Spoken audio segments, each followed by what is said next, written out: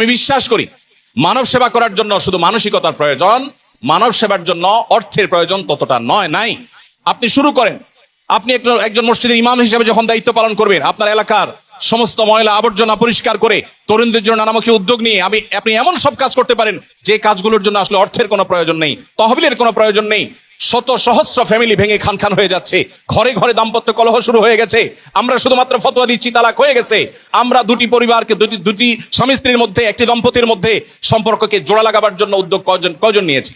কয়জন মসজিদের ইমাম বলতে পারবেন যে আমি আমার মসজিদ মহল্লার সমস্ত মানুষদেরকে বলে রেখেছি, আপনাদের কারো স্বামী স্ত্রীর মধ্যে, বউ শাশুড়ির মধ্যে মনোমালিন্য তৈরি হলে, ভাই মনের মধ্যে ঝামেলা তৈরি হলে আমাকে ডাকবেন, শতভাগ গোপনীয়তা রক্ষা করে আমানতদারিতার সাথে আমি আপনাদের মীমাংসার জন্য উদ্যোগ নেব, তার জন্য প্রয়োজনীয় প্রশিক্ষণ গ্রহণ করব। কয়জন আলেম আছে ভাইরা আমার? ওলামা একরাম যদি উদ্যোগ নেন, তাহলে আজ আমাদের ধ্বংস হতে যাওয়া পরিবার ব্যবস্থাপনা, এটাকে আবারও আমরা পুনরুদ্ধার করতে পারবো। অতএব মানব সেবার মানে শুধুমাত্র তহবিল ভিত্তিক, ফান্ড ভিত্তিক বিভিন্ন কার্যক্রম পরিচালনা করা নয়। এরপরে আমি যে বিষয়টি বলতে চাই 7 নম্বরে, সেটি হলো মতবিরোধ। এটা আমাদের স্বভাবজাত একটি বিষয়। ওয়াকানাল ইনসানু আকসারা শাইইন জাদালা, যত জন তত মত হবে, এটি খুবই স্বাভাবিক একটি ব্যাপার।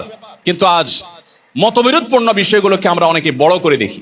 আমি আশা করব সেগুলোকে খুব ছোট করে দেখে আমরা মতবিরোধকে মিনিমাইজ করা, সেগুলোকে কমিয়ে আনার চেষ্টা করব। ডক্টর খন্দকার আব্দুল্লাহ জাহাঙ্গীর রাহিমাহুল্লাহ একটি কথা বলতেন, আমি উম্মার এই বিশাল জনগোষ্ঠীকে ঐক্যবদ্ধ করার মতো শক্তি সামর্থ্য রাখি না, কিন্তু একটা শক্তি, একটি সামর্থ্য আল্লাহ আমাকে দিয়েছেন, সেটি হলো বিভক্ত এই উম্মাকে আরো বেশি বিভক্তির দিকে যেন না নিয়ে যাই। অন্তত উম্মার বাড়িতে আগুন লাগা এই ভয়াবহ পরিস্থিতিতে যেন নতুন করে আবার ঘি না ঢালি, নিজেকে যেন নিবৃত রাখি, যে উম্মার বিভক্তির ক্ষেত্রে যেন আমার কোনো ভূমিকা না থাকে। এই চেষ্টাটুকু অন্তত আমরা করতে পারি। আমরা পজিটিভ ওয়েতে অনেক কাজ করতে পারি।